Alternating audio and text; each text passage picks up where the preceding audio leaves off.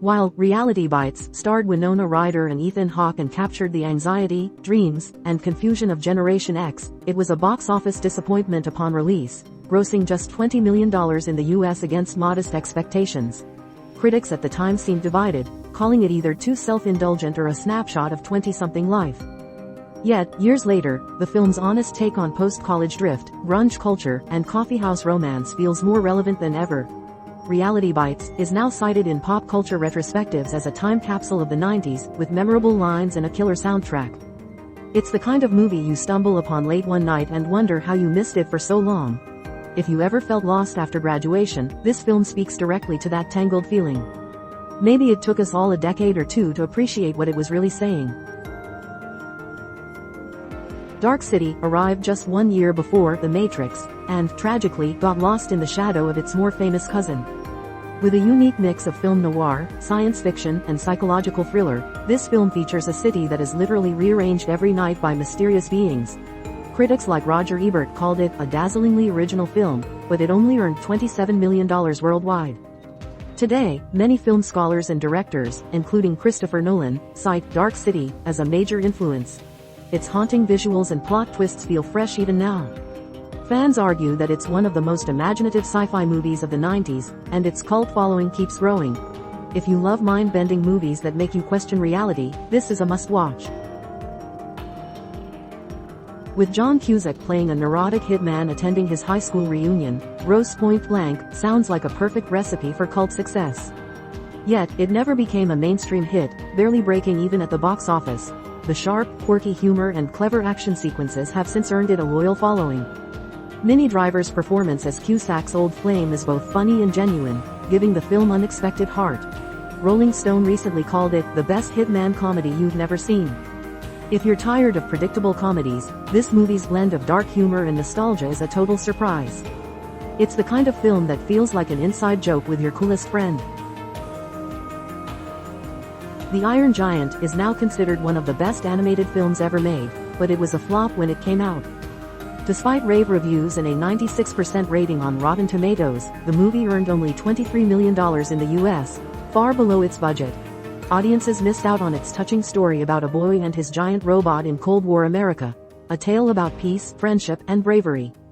Over time, the film's emotional depth and gorgeous animation have earned it a dedicated fanbase, with directors like Brad Bird, who went on to make The Incredibles, and critics praising its artistry. Today, it's a common sight on lists of top animated movies. If you haven't seen it, expect to be moved, and maybe shed a tear. Long before Ocean's 11, Steven Soderbergh directed this beautifully understated coming-of-age drama set during the Great Depression. King of the Hill received positive reviews for its tender portrayal of a boy surviving on his own, but it was quickly overshadowed by bigger releases. The film's gentle storytelling and period detail have aged gracefully. It recently got a boost from Criterion Collection, which called it one of Soderbergh's most heartfelt works. If you enjoy stories about resilience, family, and growing up in tough times, this is a hidden treasure waiting to be found. It's a reminder that not every great movie needs to be loud to be unforgettable. Before she became a global star, Nicole Kidman stunned critics with her chilling performance in To Die For. As an ambitious TV weather reporter willing to kill for fame, Kidman's role was both hilarious and terrifying. The movie received critical acclaim, and she won a Golden Globe, but it never became a blockbuster. Over the years, its satirical take on celebrity obsession has only become more relevant. Entertainment Weekly recently ranked it as one of the decade's best dark comedies. If you want to see Kidman at her most wickedly funny, this is the film to watch. It's a razor-sharp satire that still feels ahead of its time. Zero Effect stars Bill Pullman as the world's most eccentric private detective and Ben Stiller as his frustrated assistant. The film is both a mystery and a sly comedy, twisting the Sherlock Holmes formula into something totally unique.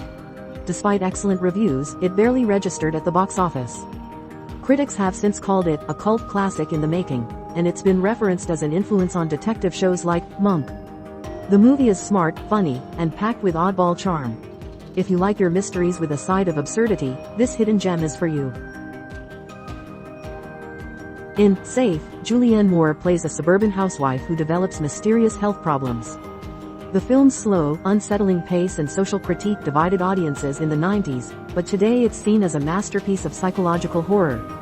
Moore's understated performance is now considered one of her best, and the film is studied in film schools for its commentary on modern anxieties. The New York Times called it eerily ahead of its time, especially as concerns about environmental illness have grown. If you're looking for a film that lingers in your mind, Safe is more relevant now than ever. Directed by Steven Soderbergh and starring George Clooney and Jennifer Lopez, Out of Sight has all the ingredients of a classic. Yet, it didn't light up the box office, overshadowed by bigger action movies that year. Critics praised its clever script, cool editing, and sizzling chemistry between the leads. The film has since been re-evaluated as one of the best crime movies of the decade, with The Guardian naming it a near-perfect thriller.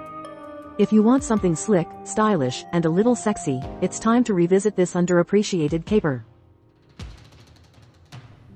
Linda Fiorentino's performance as a ruthless con artist in The Last Seduction is widely considered one of the greatest femme fatale roles ever. The film's dark wit and neo-noir style earned it rave reviews, but a TV premiere torpedoed its Oscar eligibility and box office run. Since then, it has been championed as a lost classic, with film critics and noir fans alike calling it the best thriller you've never seen. Its sharp dialogue and twisted plot are still shocking today. If you love movies that keep you guessing until the last frame, this is one you can't miss.